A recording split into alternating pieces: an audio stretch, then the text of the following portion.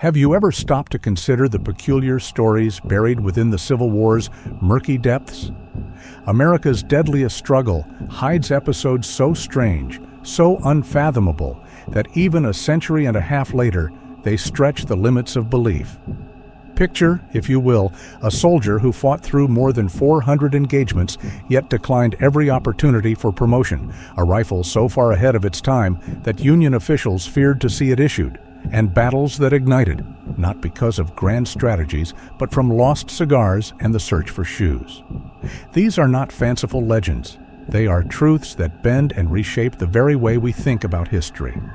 Imagine armies unleashing 1,000 shots only to score a single hit, a bald eagle soaring untouched through dozens of clashes, and a Confederate warship that triumphed by seemingly vanishing into thin air. How did two brothers endure brutal imprisonment only to walk down the wedding aisle on a single borrowed leg? Why did commanders allow trivial accidents to trigger bloodbaths, claiming tens of thousands of lives in a single day? Tonight, we are uncovering the Civil War's strangest riddles, stories of grit, absurdity, and irony so sharp they seem almost unreal. From live mascots dodging cannon fire to bullets that roam through human bodies for decades, these are not marginal notes. They are reminders that the nation's greatest conflict was also its most bewildering.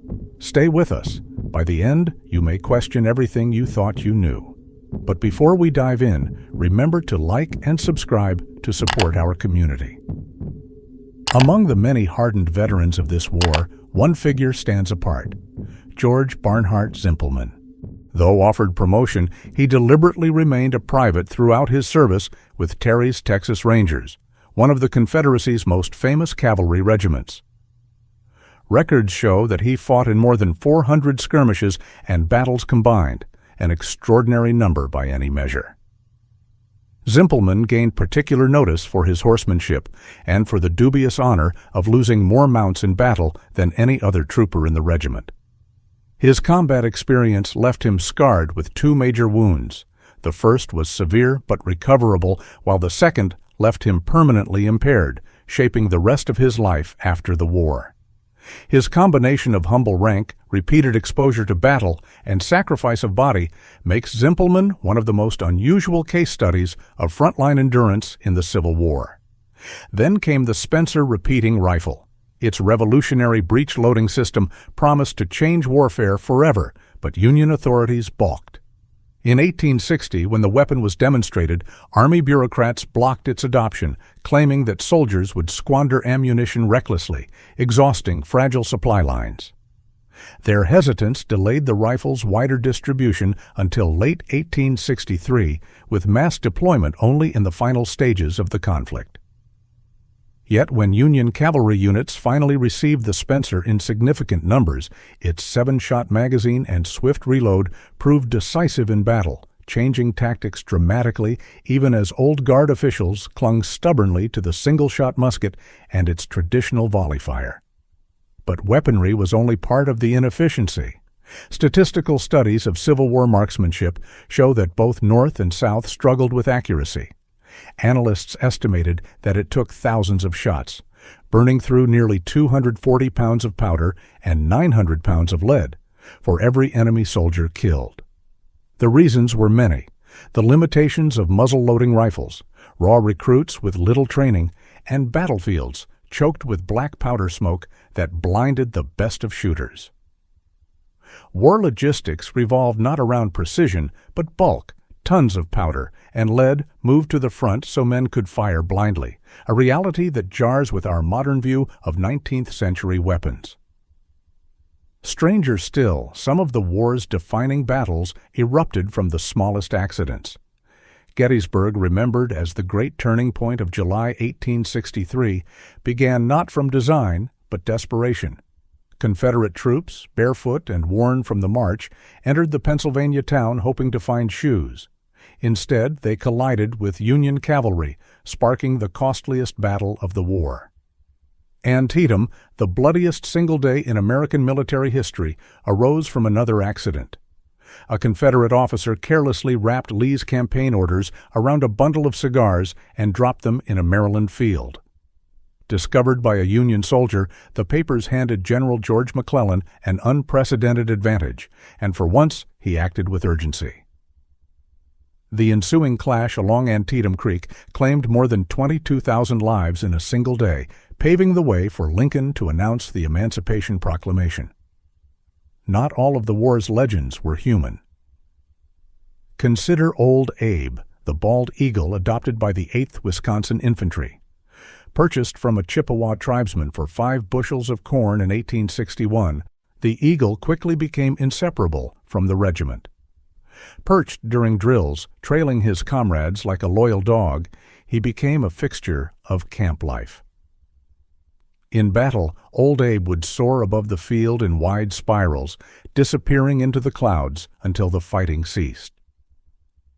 Artillerymen from both sides often paused to watch his majestic circles. Remarkably, he survived 36 battles, suffering only a minor wound when shrapnel clipped his wing at Vicksburg.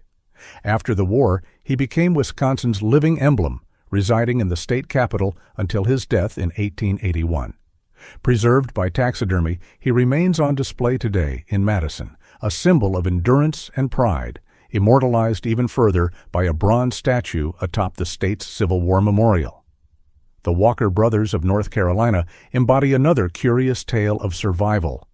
Both Jack and Jasper served in the 26th North Carolina Infantry, and both were struck by canister fire during Pickett's charge at Gettysburg, suffering nearly identical leg wounds. Field surgeons amputated their shattered limbs under dreadful conditions, leaving them crippled and captive.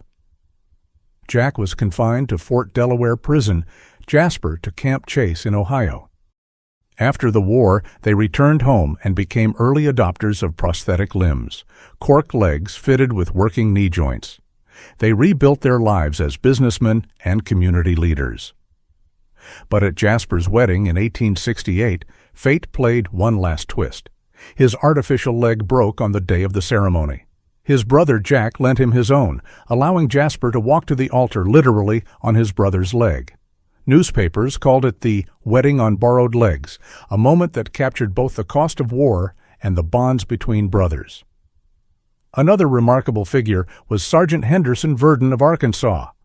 At 25, older than many recruits, he joined the Confederate ranks and soon found himself fighting near his own home during the Battle of Pea Ridge in 1862.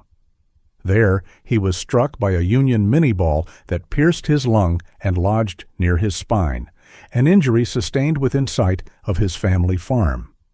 Carried back to his house, Verdon was nursed by his wife Lucinda, who drew on midwife experience to keep infection at bay.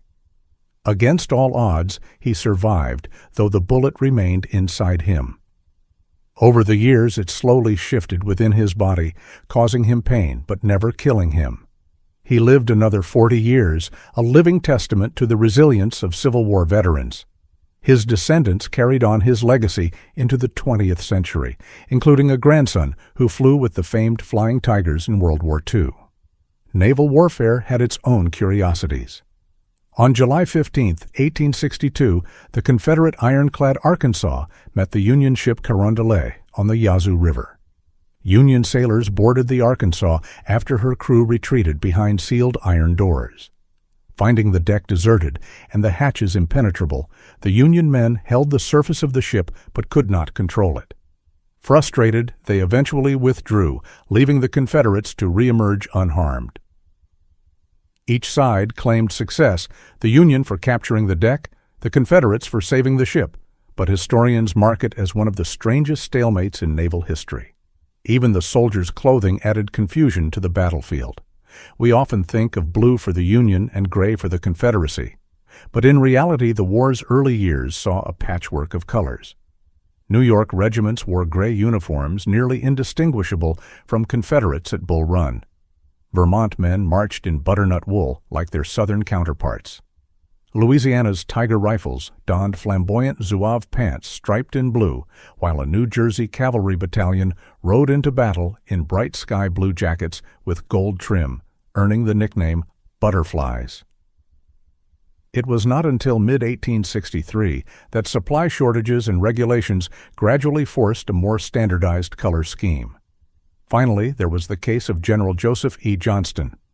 On April 26, 1865, he surrendered nearly 90,000 Confederate troops to William Tecumseh Sherman, a force 3 times the size of Lee's, at Appomattox. Yet his post-war life is what made his name legendary.